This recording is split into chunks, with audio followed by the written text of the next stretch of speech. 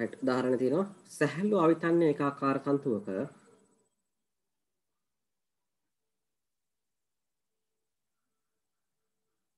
සැහැල්ලු අවිතන්නේ ඒකාකාර තන්තුවක පහළ කෙළවරින් කිලෝග්‍රෑම් 4ක ස්කන්ධයක් ඇති වස්තුවක් එල්වා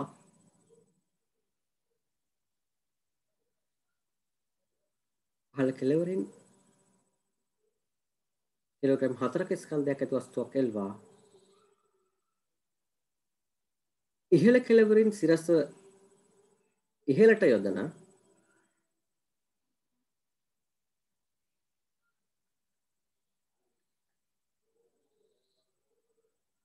නිව්ටන් 80ක උඩුකුරු බලයක් මගින් පද්ධතිය චලනය කරවයි.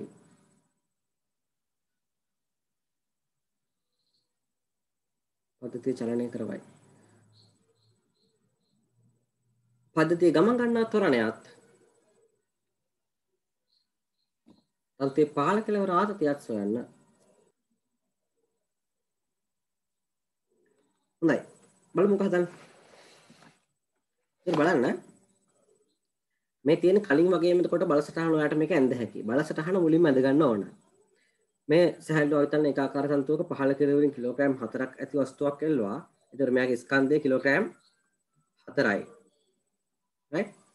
ස්කන්ධයක් ඇති වස්තුවක් එල්වා ඉහළ කෙළවරින් සිරස්ව ඉහළට යොදන නිව්ටන් 80ක බලයක්. මෙතන ඉහළින් යොදනවා නිව්ටන් 80ක බලයක් සිරස්ව ඉහළට. උඩුකුරු බලයක් මගින් පද්ධතිය චලනය කරවයි. පද්ධතිය ගමන් ගන්නා ත්වරණයත් තන්තුවේ පහළ කෙළවර ආතතියත් සොයන්න. right? මේ පහළ කෙළවර ආතතිය දුර මේ සැහැල්ලු අවිතන්නේ ඒකාකාර තන්තුවක් නිසා මොකක්ද වෙන්න ඕන? මෙන්න මේ දෙකෙළවරේම ආතතීන් සමාන විය යුතුයි. ඒක අපි තීරිය වලදී කතා කරා.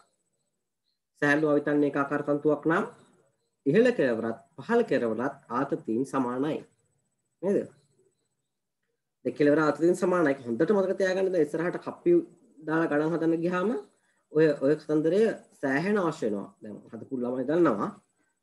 right? එතකොට ඉහළ කෙළවර මත බලය 80ක් කියලා අපිට දීලා තියෙනවා. right.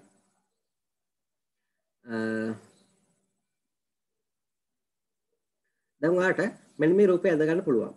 මෙන්න මේ ස්කන්ධය නිසා ඇතිවන ගුරුත්වාකර්ෂණ බලය mg සිරස පහළට ඒ වගේම මේ T1 බලය තන්තුව මත සිරස පහළට T1 බලයක් තන්තුව ඊට පස්සේ තන්තුව විසින් වස්තුව මත සිරස ඉහළට T1 බලයක් ඊට පස්සේ මේ වස්තුව ගිහින් අපි මොකක් හරි එකක් දාලා අදිනවයි කියලා හිතමුකෝ පිටෙන්ට ඒ දාලා අදින එක මත සිරස පහළට බලයක් T1 එයා මත ආයෙත් බලයක් ඇති වෙනවා T1 උඩට right අපි යොදන බලය මේ තියෙන්නේ. තන්තුව ගත්තොත් මෙයා තමයි බල තියෙන්නේ. වස්තුව ගත්තොත් මෙයා තමයි බල තියෙන්නේ. වස්තුව මත සිරස ඉහළට T1, තන්තුව මත වස්තුව මත අපහු එයාගේ කේන්දරය සිරස පහළට mg. එතකොට මේ වගේ ගණන් වලදී ආ පුරුදු වෙන්න මේ පද්ධතියටම සමීකරණය දාන්න. f සමානයි ma කියන එක භාවිතා කරනවා පද්ධතියට. පද්ධතියටම දානවා f සමානයි ma කියන සමීකරණය. right? පද්ධතියට f සමානයි ma කියන සමීකරණය දාපුවාම ඔයාලට එනවා පද්ධතිය මත සිරස්ව ඉහළට තමයි මම මේක දාන්නේ. සිරස්ව ඉහළට තියෙන බල මොනවද? පද්ධතිය මත සිරස්ව ඉහළට තියෙනවා 80ක නිව්ටන් බලයක්. ඒ වගේම මේ වස්තුවේ ස්කන්ධය නිසා පහළට ඇති වෙනවා m කියන්නේ 4යි g කියන්නේ 10යි. එතකොට මෙතනින් එනවාට 40ක නිව්ටන් බලයක්. එතකොට යා තියෙන සිරස පහළට. ඒක නිසා මම සමීකරණයේ සිරස ඉහළට දාන්නේ. එතකොට යා මෙන්න මේ 80න් 40ක් අඩු කළ යුතුයි. 80න් 40ක් අඩු කළ යුතුයි. මොකද 40 තියෙන සිරස පහළට නිසා. එතකොට අපි සලකන දිශාවට විරුද්ධ අතට තියෙන බලයන් ඍණ කියලා දාන්න අවශ්‍යයි. 80 ඍණ 40. මේ පද්ධතිය ඉහළට ගමන් ගන්නා ත්වරණය මම ගන්නවා a කියලා. එතකොට පද්ධතියේ මුළු ස්කන්ධය තමයි m වෙනුවට යොදන්නේ අපි.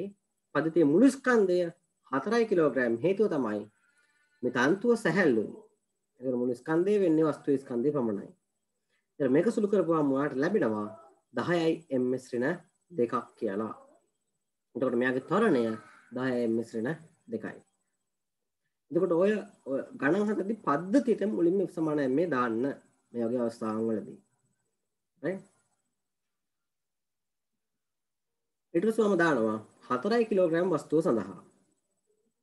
4 කිලෝග්‍රෑම් වස්තුව සඳහා දැම්මොත් ඒ කියන්නේ එකයි දැන් ගන්න. 4 කිලෝග්‍රෑම් වස්තුව. මම මේ වස්තුව ගැන කතා කරන්නේ අනිත් වස්තුන් කොච්චර බරද කියලා මම දන්නේ නැහැ.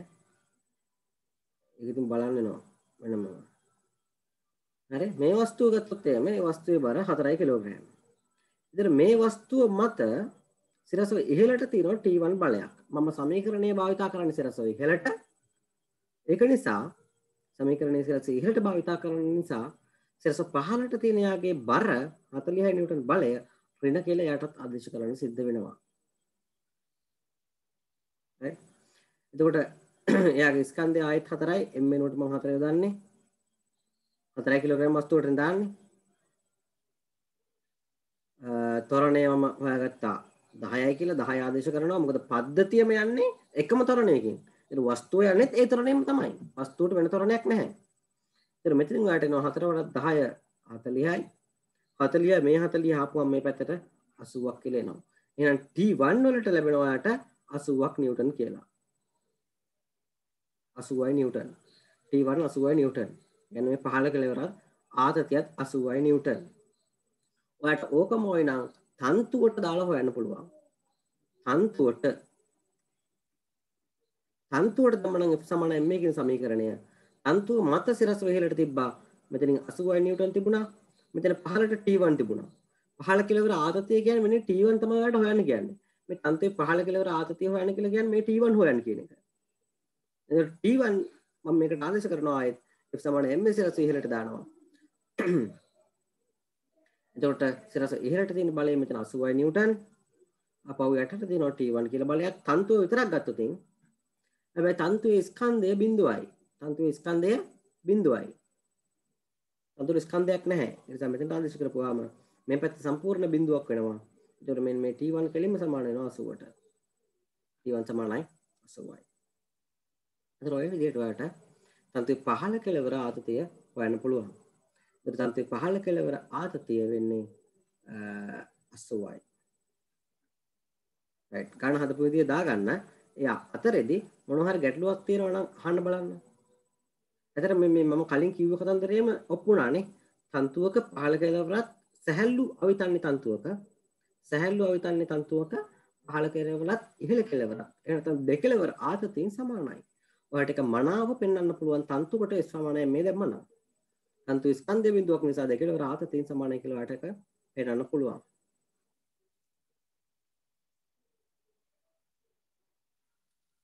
භෞතික විද්‍යාව කියන්නේ ඉතින් මේ හරියට තියරි එක ඉගෙන ගත්තේ නැත්නම් අමාරු විෂයක්. හරියට තියරි ඉගෙන ගත්තේ නැත්නම් අමාරු විෂයක්.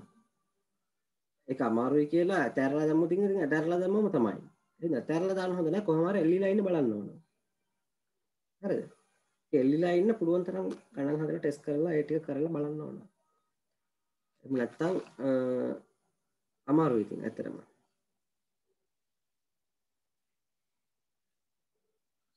ගොඩක් ළමයි අමාරුයි කියලා කරන්නේ පස්සේ ඉගෙන ගන්න පුළුවන් කියලා අතාරිනවා පන්ති. ඔයගොල්ලෝ යන පන්ති වේවා, නාගර පන්ති වේවා. වෙන කොහෙන් හරි ඉස්කෝලෙන් කවර් කරගන්නවා. ටියුෂන් ක්ලාස් එකෙන් කවර් කරගන්නවා. අයියා කෙනෙක්ගෙන් අහගන්නවා. ආන් හරි අහගන්නවා. එහෙම කියා ඔකට කේසිරි සර් හොඳ වචන ටිකක් කියනවා. පාඩම් කරන්න ඉගෙන ගන්න කල් දානවා. හේතු හදා ගන්නවා. කොරෝනා හින්දා මේ දවස්වල පන්ති නෑ. ඒකින්ද නිකන් ඉන්නවා. අද බඩගිනි. බත් කාලම් පටන් ගන්නවා. කේසිරි සර්ගේ පන්ති ගියා එනන් දන්නවා කියන කතා මට දැන් මතක නෑ. මම දැන් ගොඩක් කල් ගිහින්. ඉතින් මේ හේතු හදා තමන්ට තමන් බොරු කරගන්න එපා. හේතුවක් හදාගන්න තමන්ට තමන් බොරු කරගන්නවා. එහෙනම් බොරු කරගන්න එපා. ඉගෙන ගන්න chance එකක් අහුන ගමන් ඉගෙන ගන්න. ඒක ඉවරයක් කරලා දාන්න. වැඩ කල් දාන්න එපා කවදාවත්. හේතු හදා වැඩ කල් දාන්න එපා. පුළුවන් තරම් ඉගෙන ගන්න ටයිම් එක යොදා ගන්න. ඉගෙන ගන්න අවස්ථාවක් හම්බුනේ කොහෙන්ද? කොයි ගුරුවරයෙන්ද? අයියා කෙනෙක්ගෙන්ද යාළුවෙක්ගෙන්ද දාලා නැහැ. ඔයගොල්ලෝ ඉගෙන ගන්න.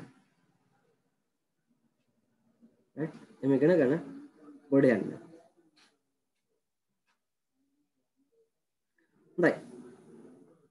මේ කොටසේ මොන හරි ප්‍රශ්න තියෙනවද අහන්න? මේ ගාන ලියා ගන්න. ගාන ලියා කරන මට ඩන් කියලා මැසේජ් එක දාන්න. අපි ඊට පස්සේ ගාන හදමු.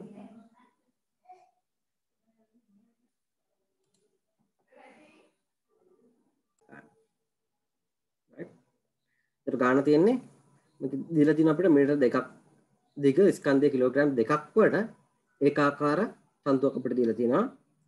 පහළ කෙළවර කිලෝග්‍රෑම් 3ක ස්කන්ධයක් එල්ලලා තියෙනවලු. එහෙම එල්ලලා එයාගේ ඉහළ කෙළවරට නිව්ටන් 100ක බලයක් යොදනවලු. එහෙම යෙදුවාම පද්ධතිය චලනය වන ත්වරණය අහනවා පළවෙනි කොටස හැටියට. දෙවෙනි කොටස තන්තුය ආතතිය අහනවා. තුන්වෙනි කොටස තන්තුය හරිමැද ආතතිය අහනවා. හතරවෙනි කොටස හැටියට අපෙන් අහනවා ඉහළ කෙළවර සිට සෙන්ටිමීටර් 50ක් පහළින් ලක්ෂයක ආතතිය කුමක්ද කියලා.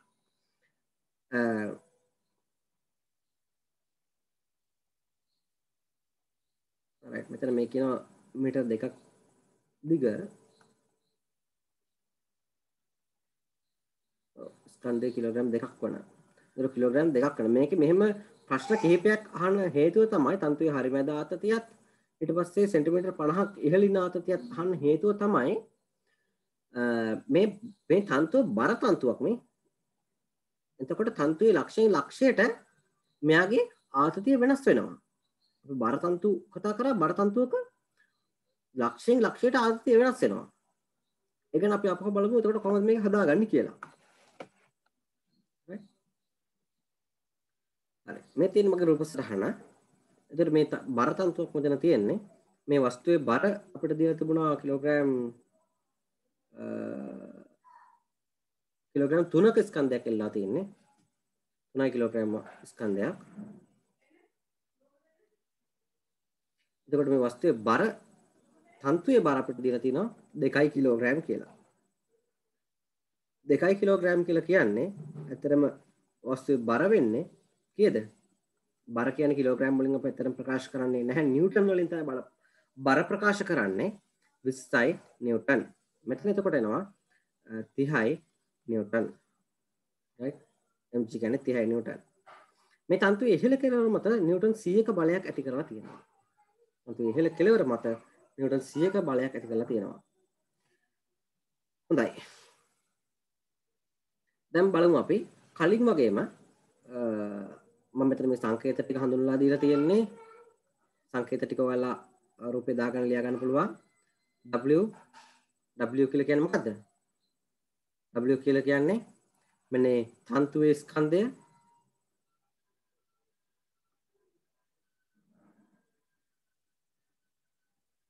W කියන්නේ තන්තුවේ ස්කන්ධය. ඊට පස්සේ ගත්තොත් එහෙම M කියලා කියන්නේ වස්තුවේ බර. වස්තුවේ ස්කන්ධය. ඊට පස්සේ T කියලා කියන්නේ තන්තුවේ ඉහළ කෙළවර ආතතිය.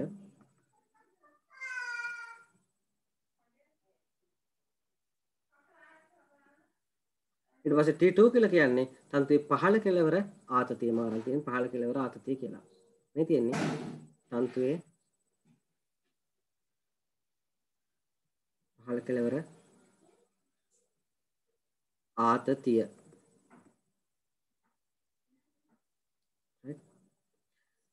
right.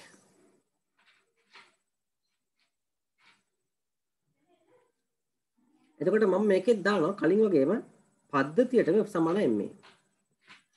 පද්ධතියටම F සමාන MA දානවා.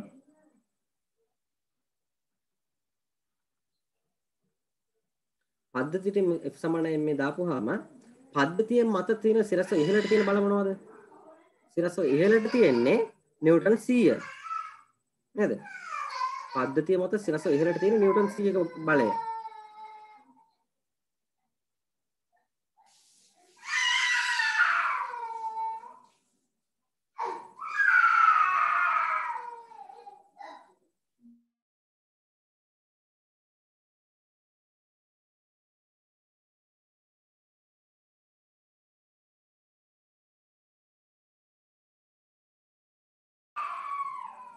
හරි. එතකොට අනිත් බල ගත්තොත් පහළට තියෙනවා මෙන්න මේ තන්තුවේ බර සහ වස්තුවේ එල්වා ඇති තන්තුවේ එල්ලා ඇති වස්තුවේ ස්කන්ධය නිසා ඇති වෙන ගුරුත්වාකර්ෂණ බලය නැත්නම් වස්තුවේ බර. මේක බර.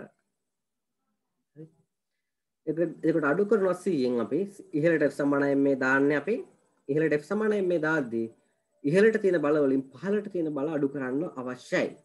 ඉහළට තියෙන බලය 100යි පහළට තියෙනවා 20 අපහු 30. මේ දෙක අඩු කරනවා.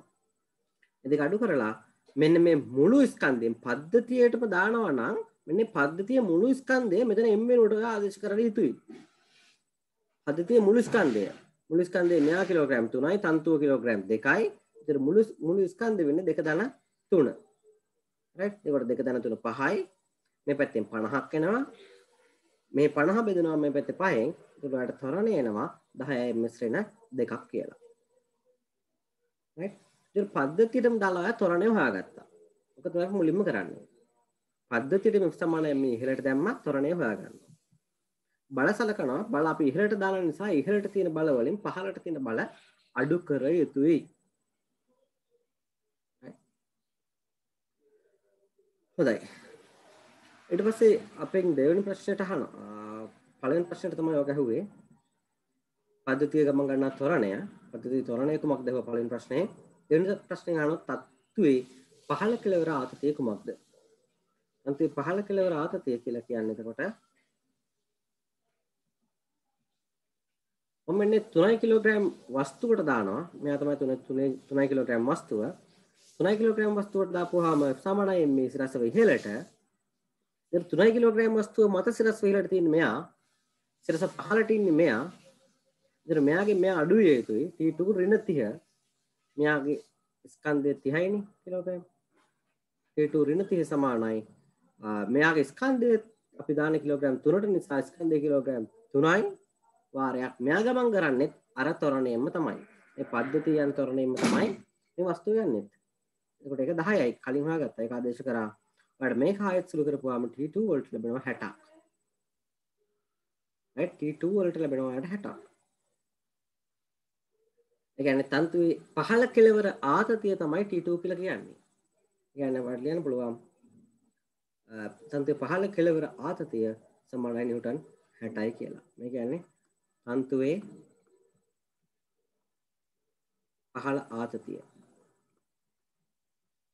ඊට පස්සේ F සමානයි ma අපි මේකම වෙනම් මට ගන්න පුළුවන් තව ක්‍රමයක් මම කියන්නේ මේ සමීකරණයම දානවා මෙන්න මේ ස්ට්‍රින්ග් එකට මේ තන්තුවට දානවා right ඔය තන්තුවට දාපුවාම ඔයාලට ආයෙත් ලියන්න පුළුවන් F සමානයි ma සිරස ඉහළට F සමානයි ma සිරස ඉහළට ලියනවා තන්තුවට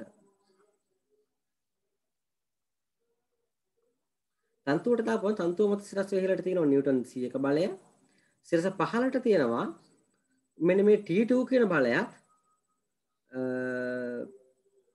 T2 කියන්නේ මෙතන පහළ කෙළවර ආතතියත් මෙන්න මෙයාගේ ස්කන්ධය right ස්කන්ධය නිසා හට ගන්නා ගුරුත්වාකර්ෂණ බලය නිව්ටන් 20 ඔය දෙක මෙතන පහළට ක්‍රියාත්මක වෙනවා ඒක අපි අඩු කරනවා එතකොට ඔයාලට T2 වලට ලැබෙනවා පිළිතුරක්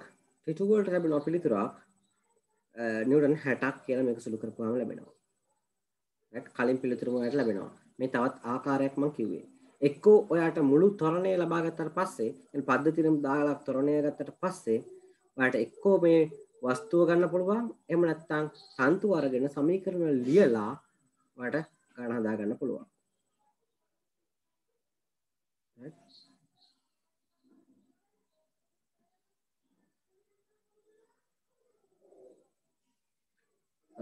ඊට පස්සේ අපෙන් අහනවා තන්තුවේ හරි මැද ආතතිය. තන්තුවේ හරි මැද කියලා කියන්නේ මේ තන්තුව මීටර් 2ක් දිගයි.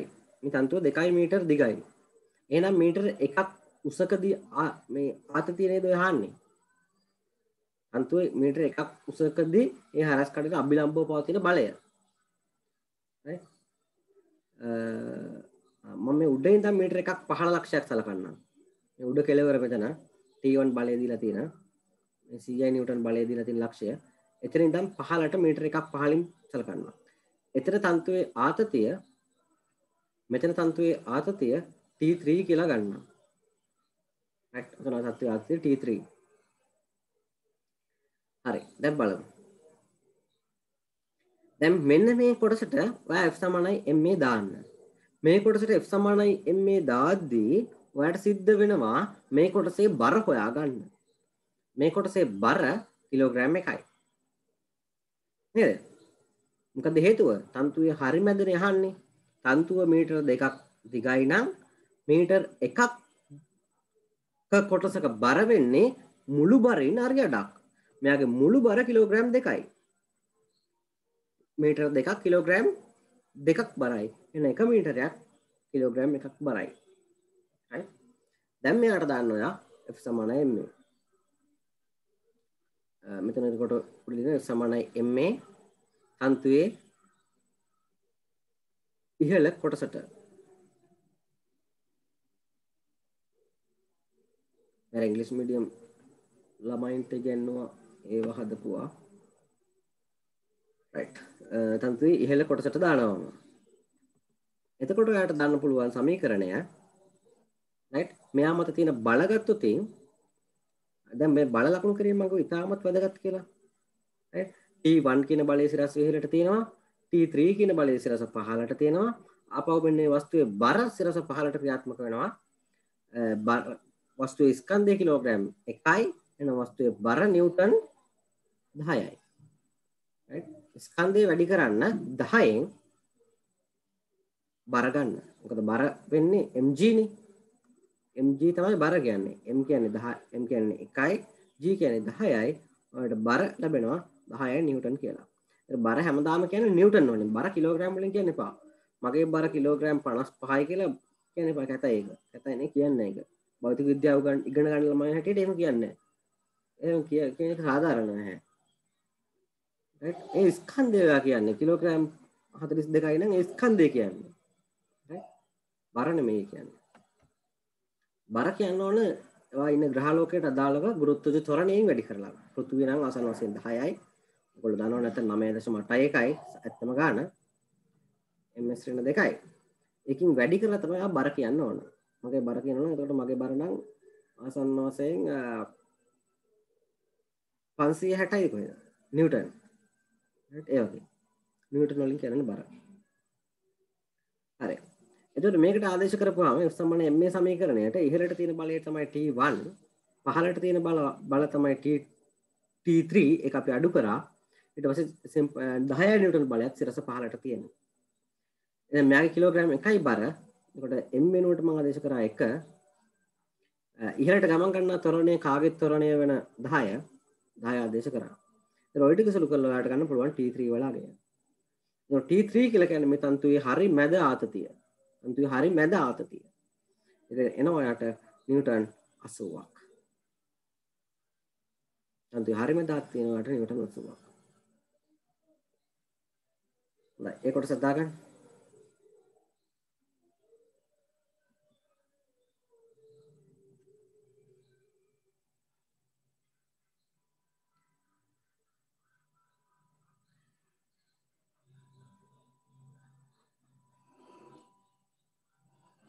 මම අවසාන කොටසක් කියලා දෙන්නම්.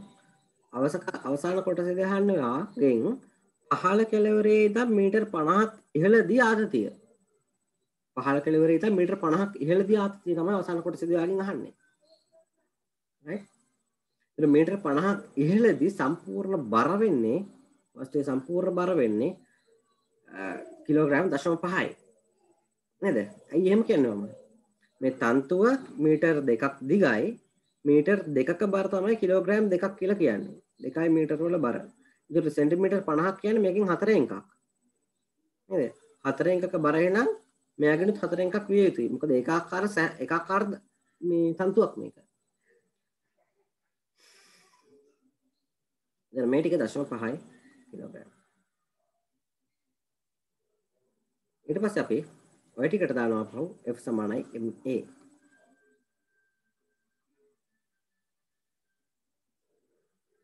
F සමානයි මේකට දාපුවාම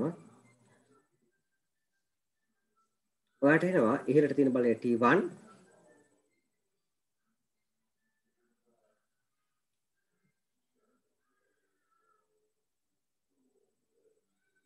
ඉතින් ඉහළට තියෙන බලය අපි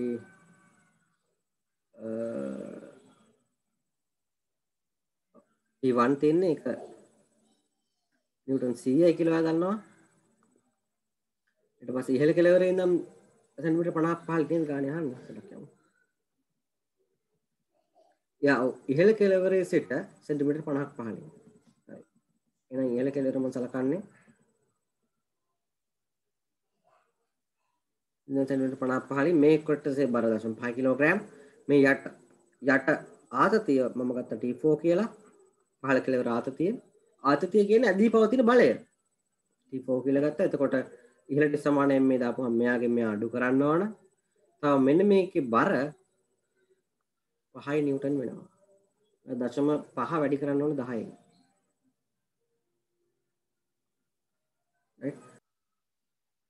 මෙතන පිළිතුර එතකොට මෙතන ස්කන්ධය 0.5ක් වන නිසා එතකොට මෙතනින් එන්නේ 5යි.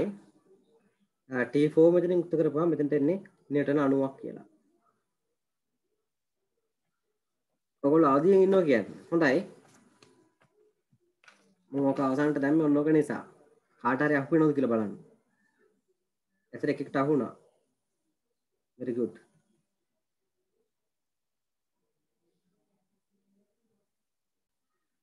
බලන්න බල පද්ධතිය අඳින විදිහ ගන්න දාගෙන බල පද්ධතිය අඳින විදිහ හොඳට බලන්න කොහොමද අඳලා තියෙන්නේ කියලා. බල පද්ධතිය අඳින එක තමයි ඇත්තටම මාරම් වැදගත් දේ. බල සටහන හරියටම තියෙන්න ඕන. බලයක් දාද්දී ඔයගොල්ලෝ බලන්න ඕන මොකද දිශාව බලන්න ඕන. ඊට පස්සේ කවුරු මතද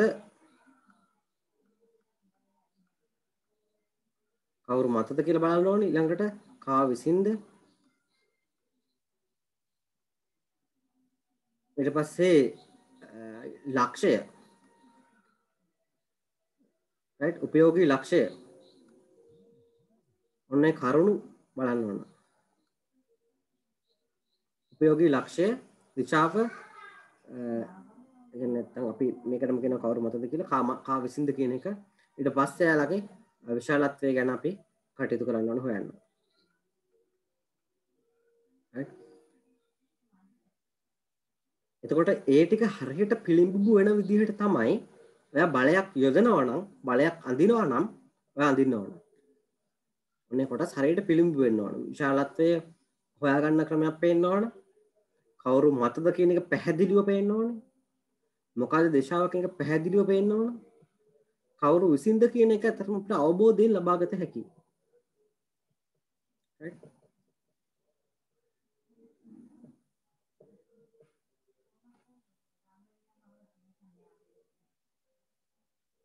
හරි මේ ගාන කියන්නේ එතකොට සුමට තිරස්ථලයක් මත තබා ඇති A හා B වස්තු දෙකක ස්කන්ධ පිළිවෙලින් කිලෝග්‍රෑම් 3ක් හා කිලෝග්‍රෑම් 2ක් වේ. වස්තු දෙක සැහැල්ලු අවිතන්‍ය තිරස් තන්තුවකින් සම්බන්ධ කර ඇත. ඒ මත යොදන නිව්ටන් 30ක තිරස් බලයක් මගින් පද්ධතිය චලනය කරවයි. පද්ධතිය ගමන් කරන ත්වරණයත් තන්තුවේ ආතතියත් සොයන්න. පද්ධතිය ගමන් කරන ත්වරණයත් තන්තුවේ ආතතියත් සොයන්න කියලා අපිට කියනවා. right එතන මෙතන අපිට දීලා තියෙනවා කිලෝග්‍රෑම් 3ක වස්තුවක් සහ කිලෝග්‍රෑම් 2ක වස්තුවක්. මේ වස්තු දෙක මේ වගේ තන්තුවකින් ඈඳලා තියෙනවා. ඈඳලා 3 කිලෝග්‍රෑම් වස්තුව මත තිරස් අතට නිව්ටන් 30ක බලයක් යොදනවා. නේ? එමට තිරස් වල නිව්ටන් 30ක බලයක් යොදනවා. ඊට පස්සේ පද්ධතිය චලනය කරනවා. පද්ධතිය ගමන් කරන ත්වරණයත් තන්තුවේ ආතතියත් අහනවා. හරි. මේ පද්ධතියම ගත්තට පස්සේ පද්ධතිය මත බල මොනවද? පද්ධතිය මත බල තියෙන්නේ මෙන්න මේ වස්තුවේ ස්කන්ධය සිරසු පහළට ස්කන්ධය නිසා හටගන්නා ගුරුත්වාකර්ෂණ බලය වස්තුවේ ගුරුත්ව කේන්ද්‍රය හරහා සිරස පහළට ක්‍රියාත්මක වෙනවා. ගුරුත්ව කේන්ද්‍රය කියලා එකක් තියෙනවා. අන්න ගුරුත්ව කේන්ද්‍රය හරහා සිරස පහළට ක්‍රියාත්මක වෙනවා. ඉතින් මෙයා කිලෝග්‍රෑම් 3ක වස්තුවක් නිසා නිව්ටන් 30යි එයාගේ ගුරුත්වාකර්ෂණ බලය. මෙයා නිව්ටන් 2ක වස්තුවක් නිසා එයාගේ ගුරුත්වාකර්ෂණ බලය නිව්ටන් 20යි. නැත්නම් mg නිව්ටන් 20යි. එතකොට මෙන්න ගුරුත්වාකර්ෂණ බලය නිසා හොඳට මතක තියාගන්න දැන් හොඳට බලන්න මෙන්න ගුරුත්වාකර්ෂණ බලය නිසා මේ වස්තුව මගින් තලය මත සිරස පහළට බලයක් ඇති කරනවා. තලය තැරපනවා. නේද? තලය පහළට තල්ලු කරනවා. තලය පහළට තල්ලු කරද්දී තලය විසින් ඊට සමාන ප්‍රතිවිරුද්ධ බලයක් වස්තුව මත සිරස්ව ඉහළට යොදනවා. වස්තුව මත සිරස්ව ඉහළට යොදනවා. එතකොට ඒ හා සමානම ප්‍රතිවිරුද්ධ බලයක් තමයි දෙන්නේ. එහා සමාන ප්‍රතිවිරුද්ධ බලයක්. right? දැන් මෙහා සමාන ප්‍රතිවිරුද්ධ බලයක් දෙනවා මේ පැත්තට. right?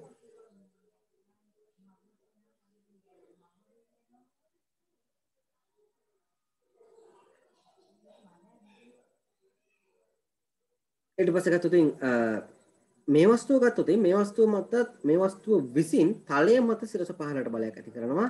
ඕකට ඇත්තටම අපි කියනවා ක්‍රියාව කියලා. ඔන්නේ බලයට සමාන ප්‍රතිවිරුද්ධ බලයක් මේ වස්තුව මත සිරස ඉහළට ඇති කරනවා. ඒකට කියනවා අපි ප්‍රතික්‍රියාව කියලා.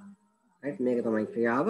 ඒ බලයේ ප්‍රතික්‍රියාව නිව්ටන්ගේ තුන්වන නියමයට අනුව බලයක් තියෙනවා නම් නැත්නම් නිව්ටන්ගේ තුන්වන නියමය කියන්නේ සෑම ක්‍රියාවකටම සමාන උද ප්‍රතිවිරුද්ධ උද ප්‍රතික්‍රියාවක් ඇත කියලා කියන්නේ. ඒතර මේ ක්‍රියාව තමයි පහළට තියෙන බලය. ඒකට සමාන බලයක් ඉහළට එනවා. හරි. ඕවා තමයි බල තියෙන්නේ. ආපහු මේ තන්තුවේ ආතතිය අපි දාගමු. මේ කෙලවර ආතතිය T1 T කියලා දාගමු. මේක සැහැල්ලු අවිතන්‍ය තන්තුවක් නිසා මේ කෙලවර ආතතිය T1 වෙනවා. ඒක වෙනස් වෙන්නේ නැහැ. මේ කෙලවර ආතතිය කියලා කියන්නේ ඇත්තටම මෙන්න වස්තුව මත සිරස කිලෝග්‍රෑම් 2ක වස්තුව මත තිරස්ව තියෙන බලය. කිලෝග්‍රෑම් 2 වස්තුව මත තිරස්ව තියෙන බලය. right? ඊට පස්සේ අපි දානවා මේකෙදිත් මෙන්න මේ සිස්ටම් එකටම දානවා නැත්නම් පද්ධතියටම දානවා F = ma. පද්ධතියට F = ma දාපුවාම ඔයාලට එනවා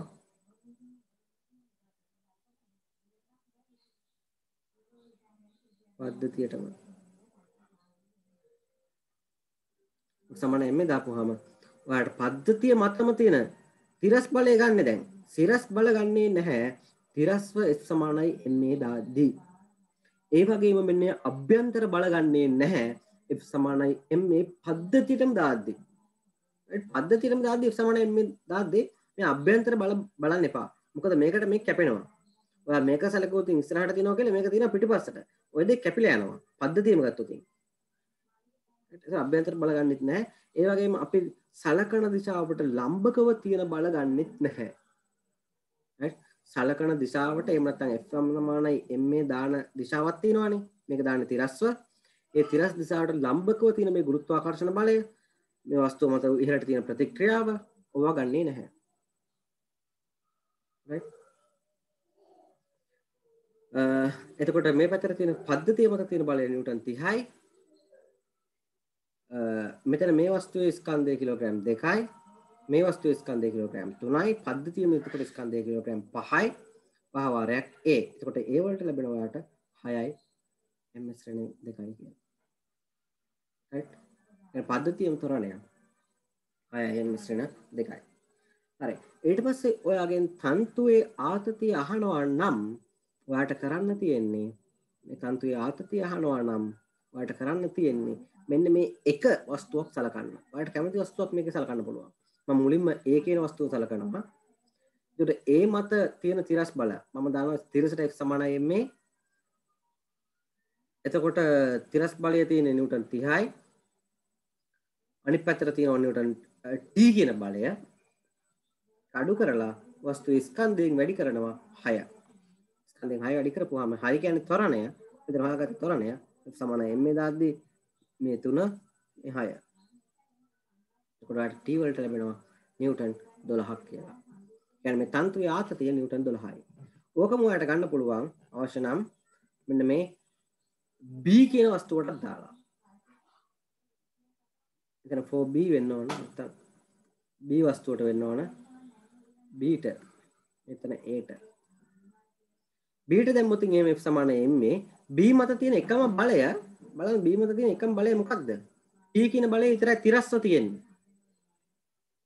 right? B ගේ ස්කන්ධය 2යි. එයා යන්නේ 12ක 6ක ත්වරණයකින් එහෙනම් ඔයාට ඊය බලය එනවා නිව්ටන් 12ක් කියලා. එහෙනම් තන්තුවේ ආතතිය ඔයාට යටින් ලියන්න පුළුවන්.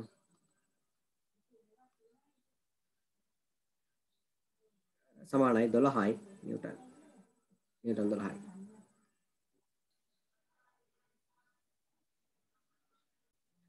ගාන හොඳට කියවලා අවබෝධයෙන් ලියාගට ඊට පස්සේ බල ටික දාගන්න. රයිට්? බල ටික හරියට දාගන්න. ගුරුත්වාකර්ෂණ බලත් මේකෙදි සලකන්න. දැනට ඔයගලන්ට ගුරුත්වාකර්ෂණ බල සලකන්න අවශ්‍ය නැති වුණාට F සමානයි මේ සමීකරණය භාවිතා කරද්දී ඉස්සරහට ඝර්ෂණය කියන කොටසට ගියාට පස්සේ අපේ ළඟ තියෙන ඝර්ෂණය කියන කොටසට මම යනවා. ඝර්ෂණය කියන කොටසට ගියාට පස්සේ ඔය ගුරුත්වාකර්ෂණ බලය නිසා ඇතිවන ප්‍රතික්‍රියාව අභිලම්බ ප්‍රතික්‍රියාව සැලකිය යුතුයි. රයිට්? ඒක සලකන්න සිද්ධ වෙනවා ඔයගලන්ට. ඒක හරහා ඔයා ඝර්ෂණ බලය හොයාගන්න සිද්ධ වෙනවා. ඒකට යන්න ප්‍රවිෂ්ඨ වීමක් විදිහට තමයි මෙතෙන්දී මේ අපි ඒ බලය සලකන්නේ නැතිව තිරස් සුමට තලයක් මේ සුමට තල කියන කතන්දරේ දාගෙන ගණන් හදන්නේ. ඊට පස්සේ අපි යනවා රළු තල ගන්නට. රළු තල වලට යනවා ඊළඟට. රළු තල වලදී තමයි ඝර්ෂණය වැදගත් වෙන්නේ. ඒ ඝර්ෂණය කියන කොටසට මෙන්න මේ වස්තුවේ බර කියන කොටස ඉතාමත් වැදගත්. වස්තුවේ බර කියන කොටස ඉතාමත් වැදගත් වෙනවා. right හරි අපි ගන්න හදමු එහෙනම් රූපය ඇඳ ගන්න රූපය මේ පැත්තේ තියෙන වයින් පහ හරි මේ තියෙන රූපය බලන්න එතකොට මේක අපෙන් මුලින්ම අහන ප්‍රශ්නේ මොකද්ද පද්ධතිය ගමන් ගන්න පොදු ත්වරණය සහ එක් එක් තන්තුවේ ආතතිය සොයන්න කියලා කියනවා තන්තු දෙකක් තියෙනවානේ AB ගැට ගහලා තියෙන එකකින් BC ගැට ගහලා තියෙනවා තව එකකින් මේ තන්තුව මෙතන තන්තුව මෙතන තව තන්තුවක් තියෙනවා බලන්න හොඳට ස්පීඩ් රෙඩි වගේ නම් කියන්න මේ පද්ධතිය මතම එතකොට එකම බලය තිරස් බලය බාහිර බලයක් තියෙන්නේ මේ පද්ධතිය මතම යෙදලා තියෙන බාහිර බලය වෙන්නේ නිව්ටන් 50ක බලය මේ බලය right එතන මේ බලය මගින් තමයි මේ පද්ධතියම ඩ්‍රයිව් කරන්නේ පද්ධතියම අරගෙන යන්නේ මෙන්න මේ බලය මගින් මේ පද්ධතියම ගමන් ගන්නා ත්වරණය මම A කියලා අරගෙන තියෙනවා. එතකොට මෙන්න මේ කිලෝග්‍රෑම් 2, කිලෝග්‍රෑම් 3, කිලෝග්‍රෑම් 5 වස්තුන් මත යොදලා තියෙන බලය නිව්ටන් 50යි. මේ තුනම මත එතකොට මේ 50 තියෙන්නේ. එහෙනම් මම මේ පද්ධතියටම දානවා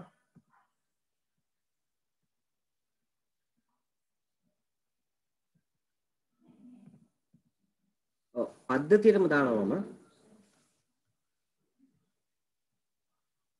F සමානයි MA ඔය දිශාව මෙහි දිශාවට දාන්න right මම ගාව මුලින්ම පද්ධතියටම දාන්න කියලා පද්ධතියටම දාන එකේ හේතුව තමයි මේ පද්ධතියට දාන්න කියන එකේ හේතුව තමයි මේ අභ්‍යන්තර බල කැපෙනවා පද්ධතියම දාද්දී මේ අභ්‍යන්තර බල ගණනය කිරීමට ගන්න අවශ්‍යම නැහැ තේරුමක්ම නැහැ අර ඒක නිසා අභ්‍යන්තර බල අයින් කරන්න අපිට පුළුවන් පද්ධතියටම දාද්දී right එතකොට පද්ධතිය මත තිරස්ස බාහිර බලයකට තියෙන්නේ නිව්ටන් 50 විතරයි. ඒක තියෙන අපි සලකන දිශාවටමයි. ඉතින් පද්ධතියේම ස්කන්ධය 2 ධන 3 ධන 5. ඉතින් පද්ධතියේම ගමන් ගන්නා ත්වරණය මම ගන්නවා අපි අරන් තියනවා A කියලා. එතකොට 2 ධන 3 කියන්නේ 5යි 5යි 10යි. ඉතින් මෙතනින් A වලට වැඩ ලැබෙනවා 5යි ms ඍණ 2ක් කියලා. A වලට ලැබෙනවා 5යි ms ඍණ 2ක් කියලා.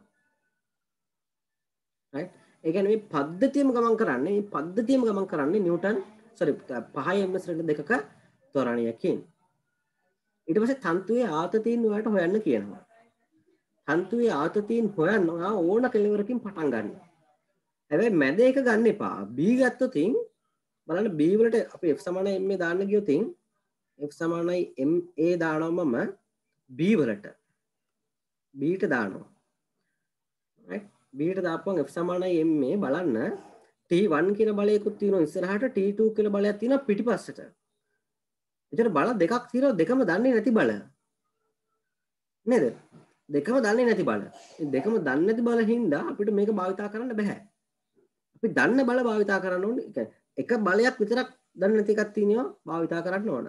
ඔයා මේක C ට දැම්මා නම් බීට ලියන්න නැතුව c ට දැම්මා නම් බලන්න c මත ඉස්සරහට තියෙන බලය t2 විතරයි. right t2 සමානයි c ගේ ස්කන්ධය 2යි. එයා යන්නේ 5ක ත්වරණයකින් පද්ධතිය යන ත්වරණයෙන් මෙහාට යනවා. ඒකට t2 වලට එනවාට 10යි නිව්ටන්. නිව්ටන් 10ක බලයක් එනවා. right ඊට පස්සේ ඔයාලට දානවා F සමානයි ma a ට දානවා a මත එතකොට මේ දිශාවට තියෙන බලය ඔය F සමානයි ma දාදී දිශාව ලියන්න අමතක කරන්න නම් එපා. හරි දිශාව ලියන්න අමතක කරන්න එපා.